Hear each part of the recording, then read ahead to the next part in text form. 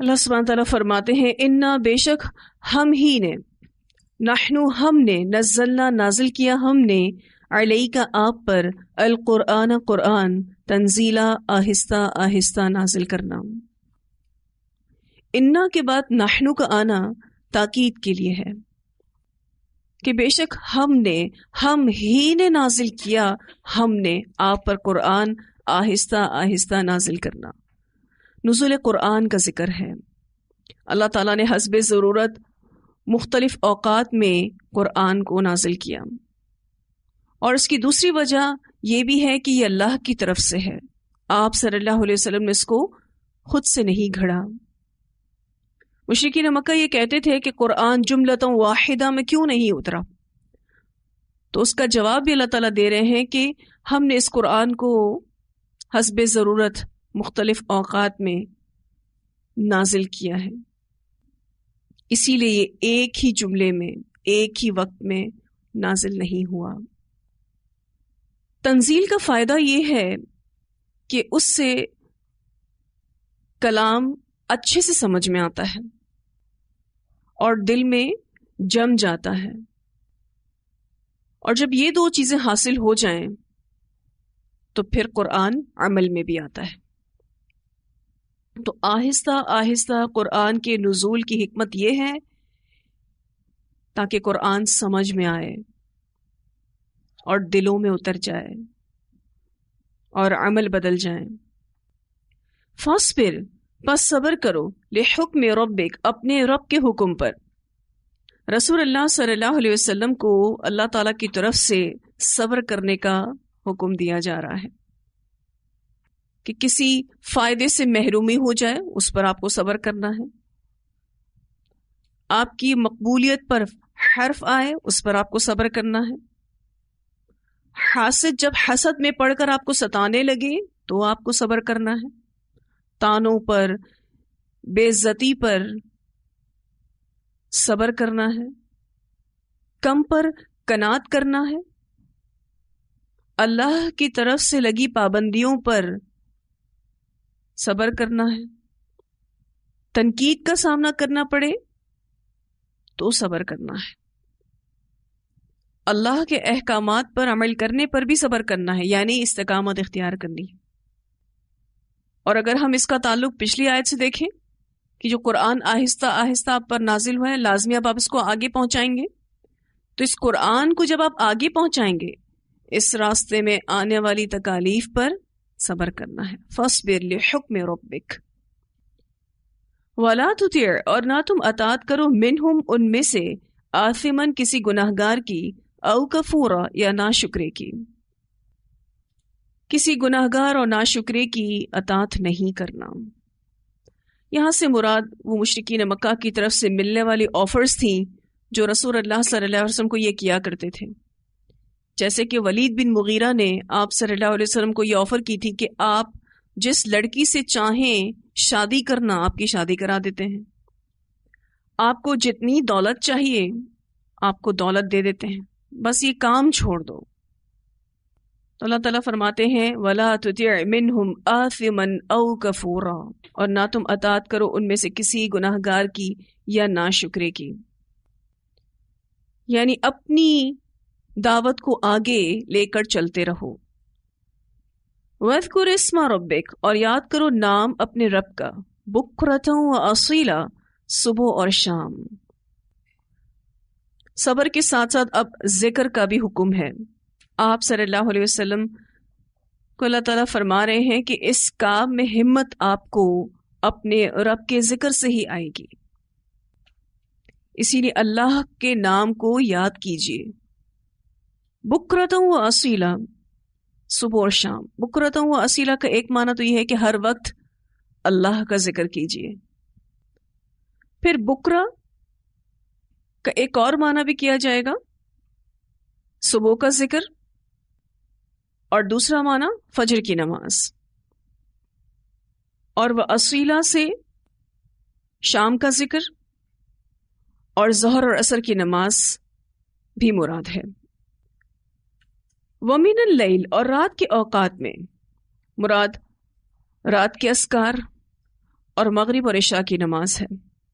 فاسجد لہو، پس سجدہ کرو اس کے لیے، وسبحہ، اور تسبیح کرو اس کی، لیلاً طویلا، طویل رات میں۔ مراد تہجد کی نماز ہے۔ اب آپ یہاں تھوڑا سا غور کریں تو نماز کے لیے ذکر، سجدہ اور تسبیح کے لفظ آئے ہیں۔ وَاذْكُرِ اسْمَ رَبِّكَ، پھر آپ دیکھیے فَاسْجُدْ لَهُ، پھر وَسَبِّحْهُ۔ ان سب میں جہاں اللہ کے ذکر کا معنی ہے وہاں نمازوں کا معنی بھی آ رہا ہے۔ تو نماز کے لیے ذکر، سجدہ اور تسبیح کا لفظ آیا ہے۔ اِنَّ ہَؤُلَاءِ، بے شک یہ لوگ، یحبون العاجلہ، محبت رکھتے ہیں جلد ملنے والی سے۔ ہاؤلائی سے مراد یہاں پر اہل مکہ ہیں اور جو ان جیسے ہوں، یعنی قیامت تک جو اہل مکہ جیسے لوگ آئیں گے وہ بھی ہاؤلائی سے مراد ہیں۔ ان ہاؤلاء یحبون العاجلہ، بے شک یہ لوگ محبت رکھتے ہیں جلد ملنے والی سے، مراد دنیا ہے، یہ دنیا سے محبت رکھتے ہیں۔ وَيَذَرُونَ وَرَاءَهُمْ، اور وہ چھوڑ دیتے ہیں اپنے پیچھے، یوماً ثقیلا، بھاری دن، بوجھل دن، یعنی وہ قیامت کے دن کے لیے تیاری نہیں کرتے، وہ قیامت کو پس پشت ڈال دیتے ہیں، اس کو نظر انداز کرتے ہیں، اس کو ویلیو نہیں کرتے، اس کی اہمیت نہیں سمجھتے۔ اور یوماً ثقیلا سے مراد قیامت کا دن ہے۔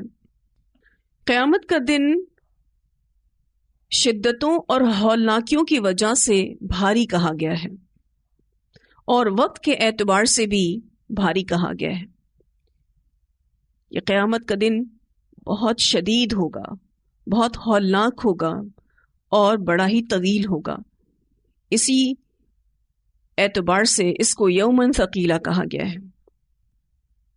تو لوگ دنیا سے محبت رکھتے ہیں اور قیامت کے لیے تیاری نہیں کرتے۔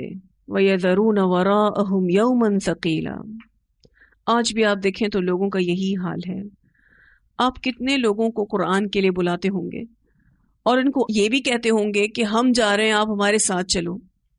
کتنے لوگ تو جب بلاتے ہیں تو ساتھ ساتھ سہولتیں بھی آفر کرتے ہیں، اس کے باوجود بھی سامنے لوگوں کا یہ جواب ہوتا ہے کہ ہمارے پاس ٹائم نہیں ہے۔ گھر میں ہونے والی دعوت کی تیاری پر شاید زیادہ فوکس ہوتے ہیں آخرت کی تیاری سے۔ تیاری میں کمی کب ہوتی ہے؟ جب دلچسپی کم ہو، اہمیت کم ہو، یقین کم ہو۔ اگر شدت سے یقین ہو کہ قیامت آئے گی تو کون ہے جو اس کی تیاری نہ کرے؟ تو اللہ سبحانہ تعالیٰ فرماتے ہیں کہ یہ اہل مکہ بھی ایسا ہی کیا کرتے تھے، اب جو قیامت تک ان جیسے لوگ ہوں گے وہ بھی یہی کریں گے، دنیا کو زیادہ ویلیو کریں گے، قیامت کے دن کے لیے ان کی کچھ تیاری نہ ہوگی۔ نحن خلقناہم، ہم ہی نے پیدا کیا ہم نے ان کو، وشددنا اسرہم، اور ہم نے مضبوط کیے ان کے بندھن۔ اللہ سبحانہ تعالیٰ نے ہم انسانوں کو پیدا کیا اور ہمارے جوڑ بند مضبوط کیے، قوت کے ساتھ ہڈیوں کو، مسلس کو باندھ دیا۔ اللہ نے ہمارے جوڑوں کو، رگوں کو، پٹھوں کو مضبوط کیا تاکہ ہم چل پھر سکیں۔ اللہ کے لیے کیا مشکل ہے کہ اللہ ہمیں ہٹا کر ہماری جگہ دوسری مخلوق کو لے آئے۔ وَإِذَا شِئْنَا بَدَّلْنَا أَمْثَالَهُمْ تَبْدِيلًا، اور جب چاہیں ہم بدل دیں ہم ان کی شکلوں کو بدل دینا۔ تو یہ جو نعمت اللہ تعالیٰ نے ہمیں دی ہے، مضبوط جسم، اس کی قدر کر لیں، ورنہ اللہ کے لیے کچھ مشکل نہیں کہ وہ ایسی بیماریاں لگا دے کہ بیٹھے بٹھائے اعضاء کام کرنا چھوڑ دیں۔ اور ویسے بھی آپ بڑھاپے کے حوالے سے دیکھیں تو انسان جب بوڑھا ہو جاتا ہے تو اس کی ساری صلاحیتیں ختم ہونے لگتی. اکثر دیکھا جاتا ہے کہ بیٹھے بٹھائے لوگوں کو فالج پڑ جاتا ہے، اچھے بھلے ہوتے ہیں اور جسم کام کرنا چھوڑ دیتا ہے. تو اگر میں نے دین کا کام نہ کیا، اس دین کو ویلیو نہیں کیا، اس پر عمل نہیں کیا، تو اللہ میری جگہ دوسرے کو لائے گا. اس کے لیے کیا مشکل ہے کہ وہ مجھے ہٹا کے کسی اور کو لے آئے. یہ تو اس کا احسان ہے، اس کا شکر ہے کہ وہ ہمیں دین پر چلا رہا ہے، ہمیں دین سمجھنے کی توفیق دے رہا ہے، ہمارے دلوں میں دین کے لیے محبت ڈال رہا ہے. تو اس کا شکر اور احسان ہے. اللہ سبحانہ تعالیٰ یہاں یہی سمجھانا چاہ رہے ہیں تمام انسانوں کو کہ اللہ نے تمہیں پیدا کیا، تمہارے جوڑوں کو مضبوط کیا، تمہیں مضبوط جسم دیا، تم اس کی قدر کر لو. جو رب ان سب چیزوں پر قادر ہے وہ اس پر بھی قادر ہے کہ تمہیں ہٹا کر دوسری مخلوق تمہاری جگہ لے آئے جو تمہاری طرح سرکش اور نافرمان نہیں ہوگی. اسے تو یہ بھی قدرت ہے کہ وہ تمہیں صفحہ ہستی سے مٹا کر دوبارہ تمہیں پیدا کر کے تمہارا پوری طرح سے محاسبہ کرے. وَإِذَا شِئْنَا بَدَّلْنَا أَمْثَالَهُمْ تَبْدِيلًا. بعث بعد الموت ہو کر رہے گا، اس کے پاس اس کی بھی قدرت ہے، پھر تمہارا محاسبہ بھی کرے گا. ان هذه تذکرہ، بے شک یہ ایک یاد دہانی ہے. هذه اسم اشارہ ہے، یہ ذکر، آیات، سورت، قرآن سبھی کی طرف جا رہا ہے. ہاذہ کا اشارہ ذکر کی طرف جا رہا ہے. کس چیز کا ذکر؟ نعمتوں کا ذکر. ان آیات کی طرف بھی یہ اشارہ جا رہا ہے، اس سورت کی طرف بھی یہ اشارہ جا رہا ہے، اور قرآن کی طرف بھی اشارہ جا رہا ہے. ان ہاذہ تذکرہ، بے شک یہ ایک یاد دہانی ہے، نصیحت ہے. فمن شاء، تو جو کوئی چاہے، اتخذ الی ربہ سبیلا، بنا لے اپنے رب کی طرف راستہ. جس کا دل چاہے اپنی مرضی سے، اپنی نیت سے، اپنی خواہش سے نیکی کی طرف آئے. اتخذ الی ربہ سبیلا، یعنی اس قرآن سے ہدایت حاصل کر لے. اپنے رب کی طرف راستہ مراد صراط مستقیم ہے، ہدایت کا راستہ، خیر و بھلائی کا راستہ، نبی اکرم صلی اللہ علیہ وسلم کا سکھایا ہوا راستہ. اب یہ نصیحت تو آ چکی ہے. جس کا دل چاہے، جس کی نیت ہو، اپنے رب کی طرف راستہ بنا لے. وما تشاءون، اور نہیں تم چاہ سکتے، الا ان یشاء اللہ، مگر یہ کہ چاہے اللہ. یہاں اس بات سے اللہ سبحانہ تعالیٰ نے یہ بھی بتا دیا کہ ہم اس بات پر قادر نہیں کہ اپنے آپ کو ہدایت دے سکیں. ہدایت کس کی طرف سے؟ اللہ کی طرف سے. وما تشاءون الا ان یشاء اللہ. انسان اس بات پر قادر نہیں کہ وہ اپنے آپ کو ہدایت کی راہ پر لگا دے، خود کو نفع دے، بلکہ یہ سب کچھ اللہ کی مشیت اور حکمت سے ہوگا. البتہ سچی نیت، سچے ارادے پر وہ ضرور اجر عطا کرتا ہے. ہر آدمی کا وہی ہے جو اس کی نیت کرے. انما الاعمال بالنیات، ان اللہ کان علیما حکیما، بے شک اللہ تعالیٰ ہے علم والا، حکمت والا. وہ علیم اور حکیم ہے، اس کے ہر کام میں حکمت ہوتی ہے. جس کو اللہ ہدایت دیتا ہے وہ واقعی اس ہدایت کا مستحق ہوتا ہے، اور جس کو اللہ گمراہ کرتا ہے وہ واقعی اسی کے لائق ہوتا ہے.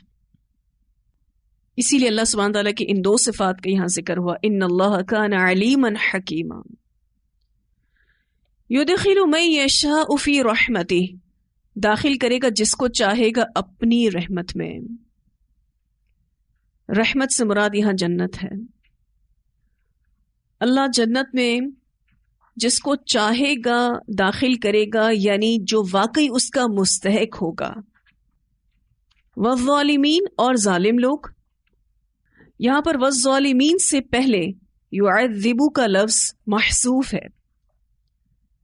یعذبو کا معنی ہوتا ہے وہ عذاب دے گا، وہ عذاب دے گا ظالموں کو. اعد لہم، اس نے تیار کیا ان کے لیے، یعنی ان ظالموں کے لیے، عذابا علیما، عذاب دردناک. اللہ سبحانہ تعالیٰ نے 2 انجام سورۃ الدہر کے آخر میں بتا دیے کہ اللہ اپنے کچھ بندوں کو اپنی رحمت میں داخل کرے گا، یعنی جنت میں بھیجے گا، اور وہ واقعی اس کے مستحق ہوں گے. اور جو ظالمین ہیں ان کے لیے اللہ تعالیٰ نے دردناک عذاب تیار کر رکھا ہے. کیوں؟ کیونکہ وہ عذاباً علیمہ کے مستحق ہیں.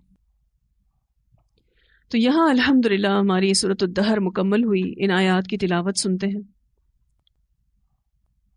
اِنَّا نَحْنُ نَزَّلْنَا عَلَيْكَ الْقُرْآنَ تَنزِيلًا فاصبر لحكم ربك ولا تطع منهم آثما أو كفورا واذكر اسم ربك بكرة وأصيلا ومن الليل فاسجد له وسبحه ليلا طويلا إن هؤلاء يحبون العاجلة ويذرون وراءهم يوما ثقيلا نحن خلقناهم وشددنا أسرهم وإذا شئنا بدلنا أمثالهم تبديلا إن هذه تذكرة فمن شاء اتخذ إلى ربه سبيلا وما تشاءون إلا أن يشاء الله إن الله كان عليما حكيما يدخل من يشاء في رحمته والظالمين